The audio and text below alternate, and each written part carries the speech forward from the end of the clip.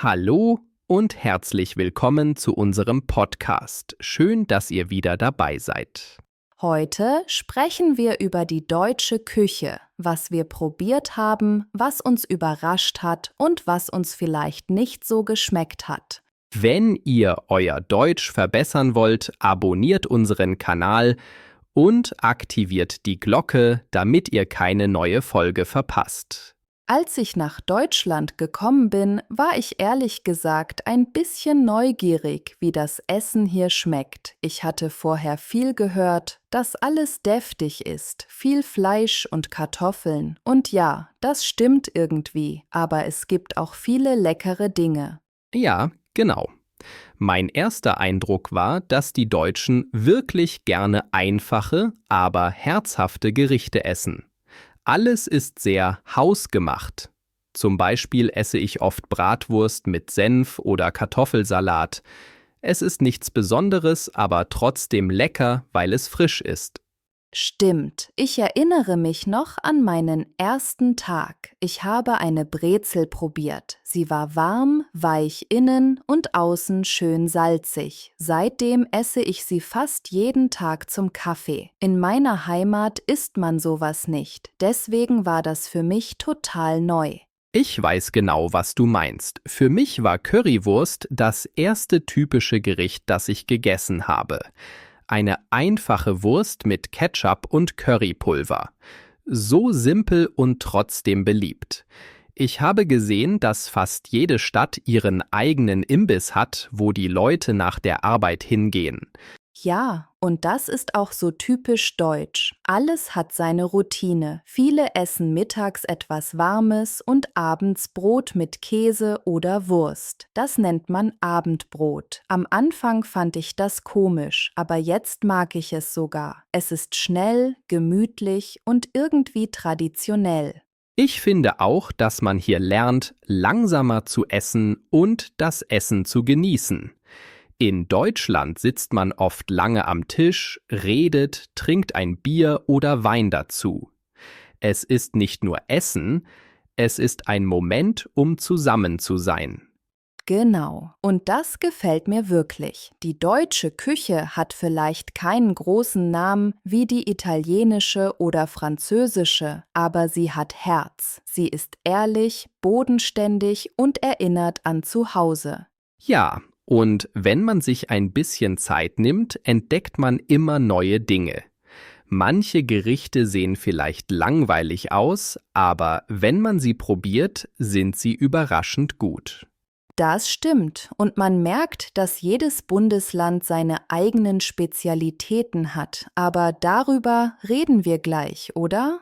In Deutschland gibt es wirklich viele traditionelle Gerichte und jedes Bundesland hat seine eigenen Spezialitäten. Zum Beispiel im Süden isst man oft Spätzle. Das sind weiche Eiernudeln. Sie werden meistens mit Soße oder Käse serviert. Ich finde, sie schmecken ein bisschen wie Pasta, aber weicher und cremiger. Ja, und im Süden gibt es auch das berühmte Schnitzel.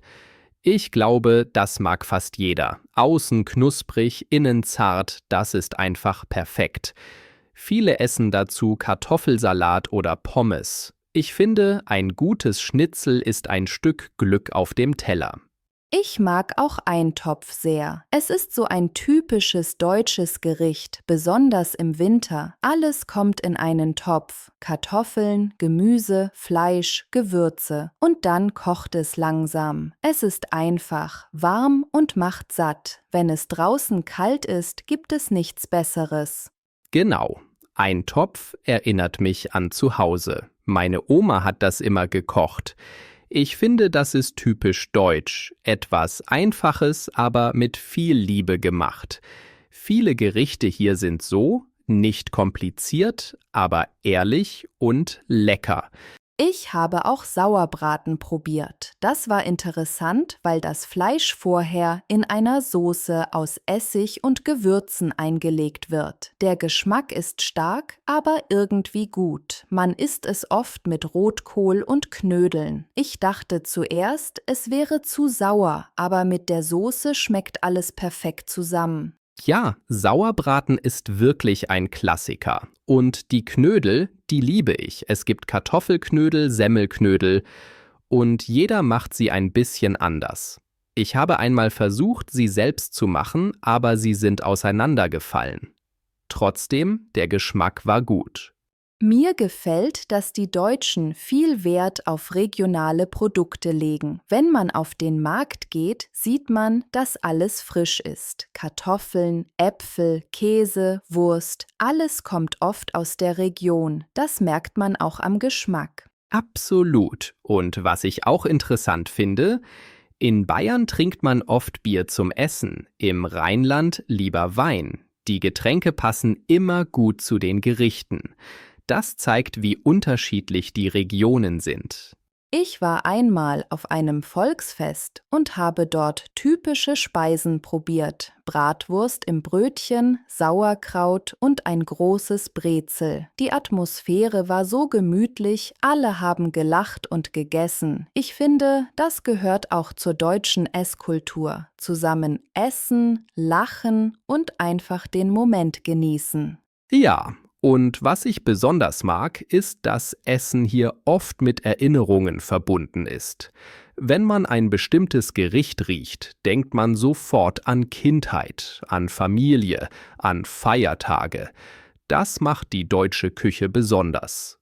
Stimmt, sie ist vielleicht nicht so bunt wie andere Küchen, aber sie hat Seele und sie zeigt, wie unterschiedlich Deutschland ist. Jede Region, jede Stadt hat ihre eigenen Lieblingsgerichte.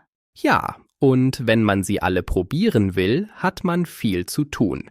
Aber das ist ja das Schöne, man entdeckt immer etwas Neues und manchmal genau da, wo man es gar nicht erwartet.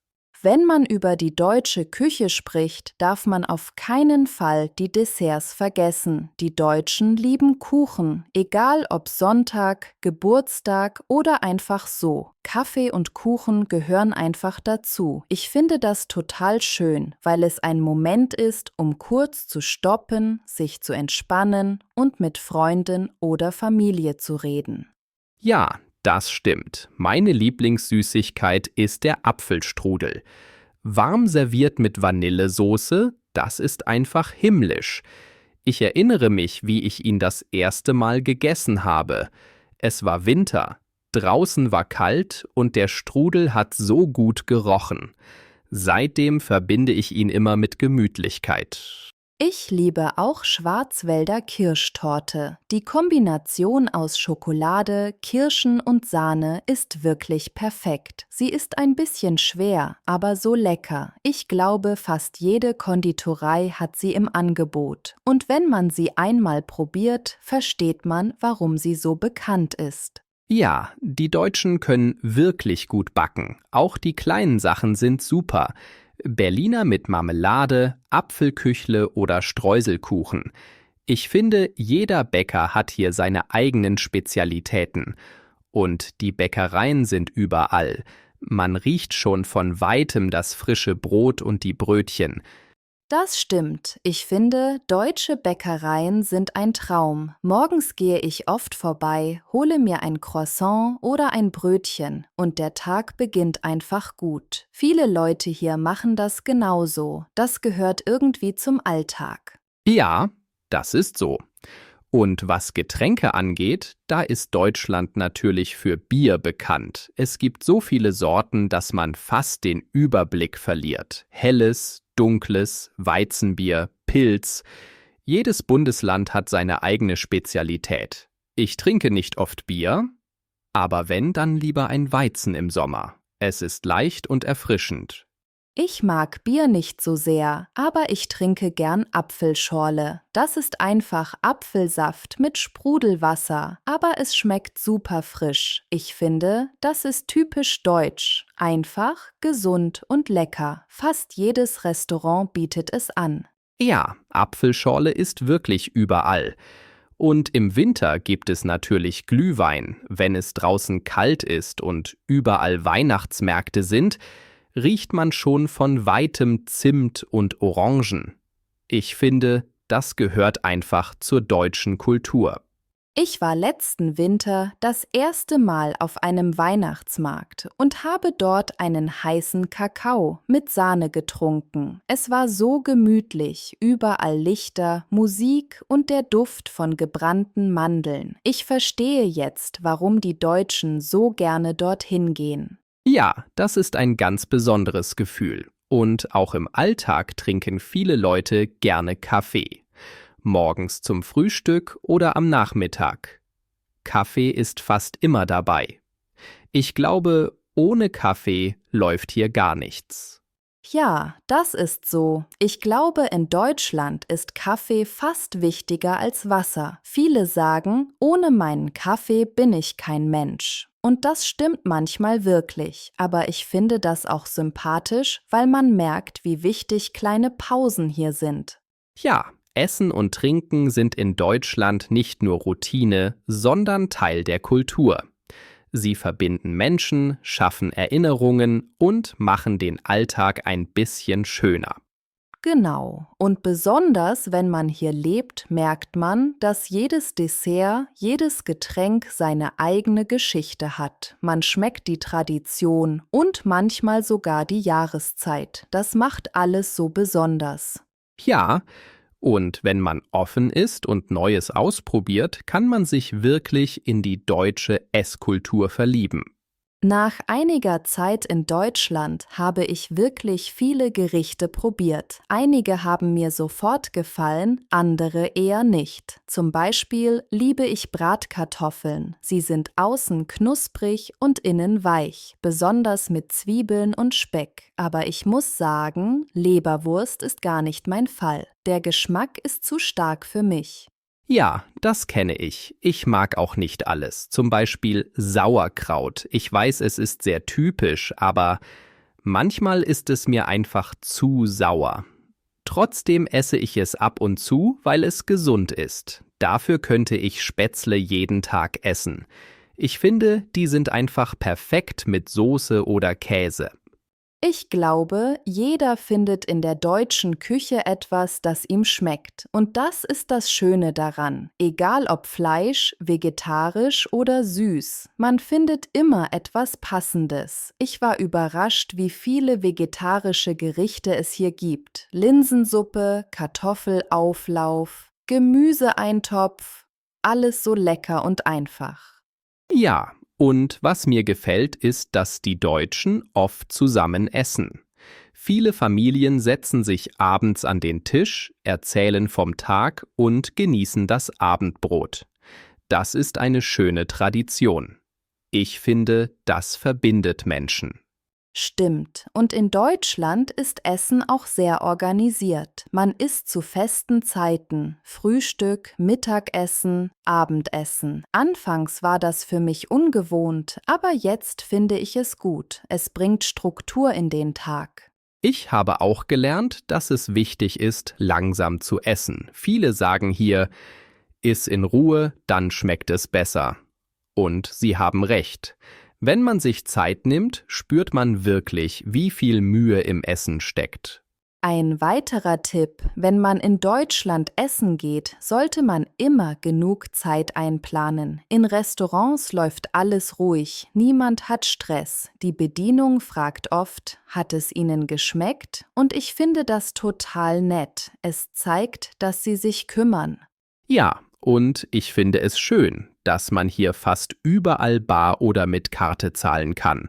Man kann einfach sitzen, essen, trinken und danach entspannt zahlen. In vielen Lokalen bekommt man sogar einen kleinen Schnaps nach dem Essen, als Dankeschön.